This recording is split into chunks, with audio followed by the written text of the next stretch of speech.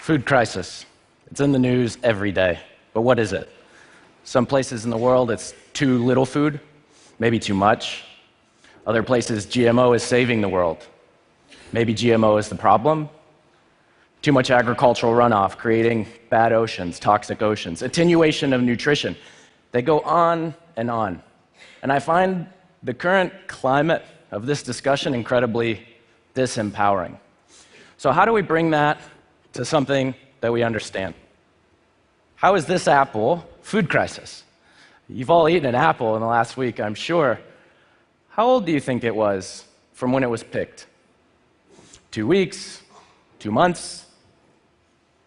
11 months. The average age of an apple in a grocery store in the United States. And I don't expect it to be much different in Europe or anywhere else in the world. We pick them, we put them in cold storage, we gas the cold storage. There's actually documented proof of workers trying to go into these environments to retrieve an apple and dying. Because the atmosphere that they slow down the process of the apple is also toxic to humans. How is it that none of you know this? Why didn't I know this? 90% of the quality of that apple, all the antioxidants, are gone by the time we get it. It's basically a little ball of sugar. How did we get it so information poor? And how can we do better? I think what's missing is a platform. I know platforms, I know computers. They put me on the internet when I was young. I did very weird things on this platform, but I met people and I could express myself. How do you express yourself in food? If we had a platform, we might feel empowered to question what if.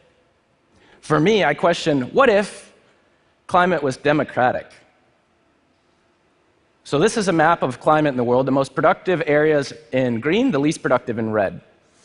They shift and they change, and Californian farmers now become Mexican farmers. China picks up land in Brazil to grow better food, and we're slave to climate. What if each country had its own productive climate? What would that change about how we live? What would that change about quality of life and nutrition? Last generation's problem was we need more food and we need it cheap. Welcome to your global farm. We built a huge analog farm. All these traces, these are cars, planes, trains, and automobiles. It's a miracle that we feed 7 billion people with just a few of us involved in the production of food. What if we built a digital farm, a digital world farm? What if you could take this apple, digitize it somehow, send it through particles in the air, and reconstitute it on the other side? What if? Going through some of these quotes, they inspire me to do what I do. First one, Japanese farming has no youth, no water, no land, and no future. That's what I landed to the day that I went to Minami-Sanriku, one stop south of Fukushima after the disaster. The kids have headed to Sendai in Tokyo. The land is contaminated. They already import 70% of their own food, but it's not unique to Japan. 2% of the American population is involved in farming. What good answer comes from 2% of any population? As we go around the world, 50% of the African population is under 18. 80% don't want to be farmers. Farming is hard. The life of a small shareholder farmer is miserable. They go into the city. In India, farmers' families not being able to have basic access to utilities. More farmer suicides this year and the previous 10 before that. It's uncomfortable to talk about. Where are they going? Into the city. No young people, and everyone's headed in. So how do we build this platform that inspires the youth? Welcome to the new tractor, right? This is my combine. A number of years ago now, I went to Bed Bath & Beyond and Home Depot, and I started hacking, and I built silly things, and I made plants dance, and I attached them to my computer, and I killed them all, a lot. And I eventually got them to survive. And I created one of the most intimate relationships I've ever had in my life because I was learning the language of plants. So I wanted to make it bigger. They said, knock yourself out, kid. Here's an old electronics room that nobody wants. What can you do? With my team, we built a farm inside of the Media Lab, a place historically known not for anything about biology, but everything about digital life. Inside of this 60 square feet, we produced enough food to feed about 300 people once a month. Not a lot of food, and there's a lot of interesting technology in there. But the most interesting thing, beautiful white roots, deep green colors, and a monthly harvest. Is this a new cafeteria? Is this a new retail experience? Is this a new grocery store? I can tell you one thing for sure. This is the first time anybody in the Media Lab ripped the roots off of anything. We get our salad in bags. There's nothing wrong with that. But what happens when you have an image-based processing expert, a data scientist, a roboticist, ripping roots off and thinking, I know something about I could make this happen, I want to try. In that process, we would bring the plants out, and then we would take some back to the lab, because if you grew it, you don't throw it away. It's kind of precious to you. And I have this weird tongue now, because I'm afraid to let anybody eat anything until I've ate it first, because I want it to be good. So I eat lettuce every day, and I can tell the pH of a lettuce within 0.1. I'm like, no, that's 6.1. No, you can't eat it today. This lettuce that day was hyper sweet. It was hyper sweet because the plant had been stressed, and it created a chemical reaction in the plant to protect itself. So I'm not going to die, and the plant's not going to die. Tastes sweet to me.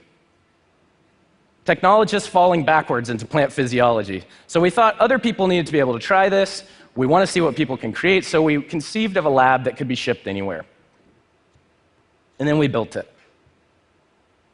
So on the facade of the Media Lab is my lab that has about 30 points of sensing per plant. So if you know about the genome or genetics, this is the phenome, right? The phenomena. When you say, I like the strawberries from Mexico, you really like the strawberries from the climate that produce the expression that you like. So if you're coding climate, this much CO2, this much O2 creates a recipe, you're coding the expression of that plant, the nutrition of that plant, the size of that plant, the shape, the color, the texture. We need data. So we put a bunch of sensors in there to tell us what's going on. If you think of your houseplants, and you look at your houseplant, and you're super sad because you're like, why are you dying? Won't you talk to me? Farmers develop the most beautiful fortune-telling eyes by the time they're in their late 60s and 70s. They can tell you when you see that plant dying that it's a nitrogen deficiency, a calcium deficiency, or it needs more humidity. Those beautiful eyes are not being passed down. These are eyes in the cloud of a farmer. We trend those data points over time. We correlate those data points to individual plants. These are all the broccoli in my lab that day by IP address. We have IP addressable broccoli.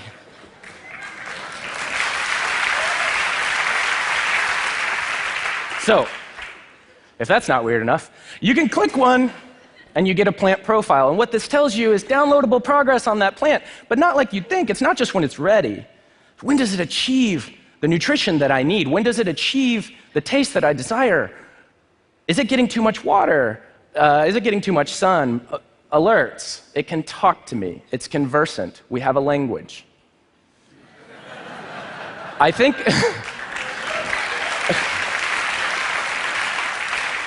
of that as the first user on the plant Facebook, right? That's a plant profile, and that plant will start making friends. It will, and I mean it. It will make friends with other plants that use less nitrogen, more phosphorus, less potassium. We're going to learn about a complexity that we can only guess at now. And they may not friend us back. I don't know, they might friend us back. It depends on how we act. So, this is my lab now. It's a little bit more systematized. My background is designing data centers and hospitals of all things, so I know a little bit about creating a control environment. And so, inside of this environment, we're experimenting with all kinds of things. You know, this process, aeroponics, it was developed by NASA for Mir Space Station for reducing the amount of water they send into space. What it really does is give the plant exactly what it wants: water, minerals, and oxygen. Roots are not that complicated. So when you give them that, you get this amazing expression. It's like the plant has two hearts. And because it has two hearts, it grows 4 or 5 times faster. Right? It's a perfect world. We've gone a long way into technology and seed for an adverse world, and we're going to continue to do that. But we're going to have a new tool too, which is perfect world. So we've grown all kinds of things. These tomatoes hadn't been in commercial production for 150 years. Do you know that we have rare and ancient seed banks? Banks of seed. It's amazing. They have germplasm alive and things that you've never eaten. I am the only person in this room that's eaten that kind of tomato. Problem is, it was a sauce tomato, and we don't know how to cook, so we just ate a sauce tomato, which is not that great, but we've done things with protein. We've grown all kinds of things. We've grown humans. Maybe you could, but we didn't. But what we realized is the tool was too big, it was too expensive. I was starting to put them around the world, and they were about $100,000, so finding somebody with 100 grand in their back pocket isn't so easy, so we wanted to make a small one. So this project was actually one of my students' mechanical engineering undergraduates, Camille. So Camille and I and my team, we iterated all summer how to make it cheaper, how to make it work better, how to make it so other people could make it. And then we dropped them off in schools, 7th through 11th grade. And if you want to be humbled, try to teach a kid something. So I went into the school and I said, set it to 65% humidity. The 7th grader said, what's humidity? And I said, oh, it's water and air. He said, there's no water and air, you're an idiot. And I was like, all right, don't trust me. Actually, don't trust me, right? Set it to 100. He sets it to 100, and what happens? It starts to condense, make a fog, and eventually drip. And he says, oh, humidity is rain. Why didn't you just tell me that? We've created an interface for this that's much like a game. So they have a 3D environment. They can log into it anywhere in the world on their smartphone, on their tablet. They have different parts of the bots, the physical, the sensors. They select recipes that have been created by other kids anywhere in the world. They select and activate that recipe. They plant a seedling. While it's growing, they make changes. They're like, why does the plant need CO2 anyway? Isn't CO2 bad? It kills people. Crank up CO2, plant dies. Or crank down CO2, plant does very well. Harvest plant, and you've created a new digital recipe.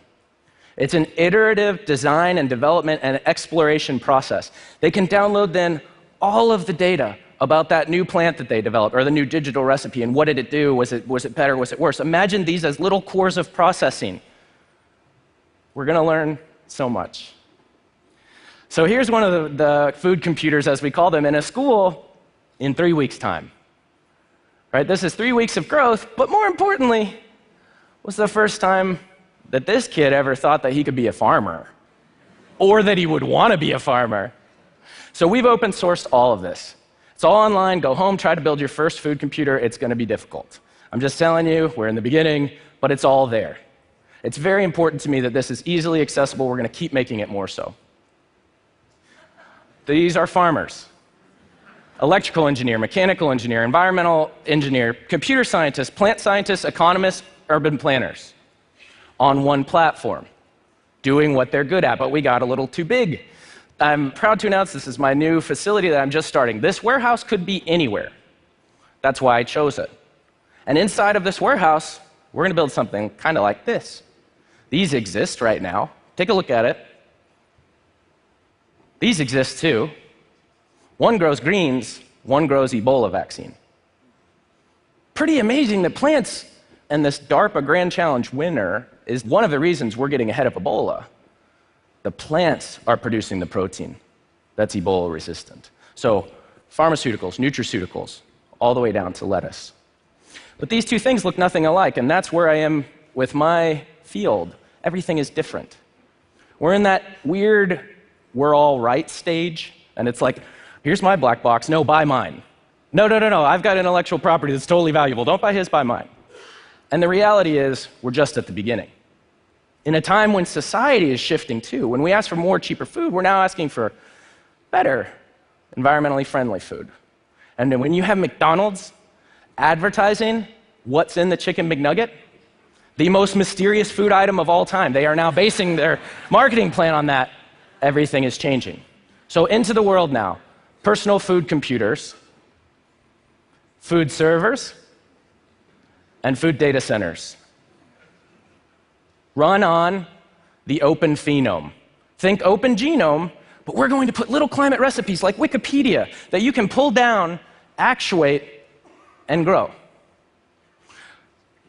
What does this look like in a world? You remember the world connected by strings.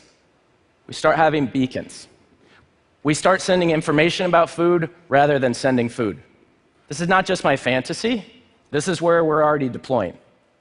Food computers, food servers, soon to be food data centers, connecting people together to share information. The future of food is not about fighting over what's wrong with this. We know what's wrong with this. The future of food is about networking the next 1 billion farmers and empowering them with a platform to ask and answer the question, what if? Thank you.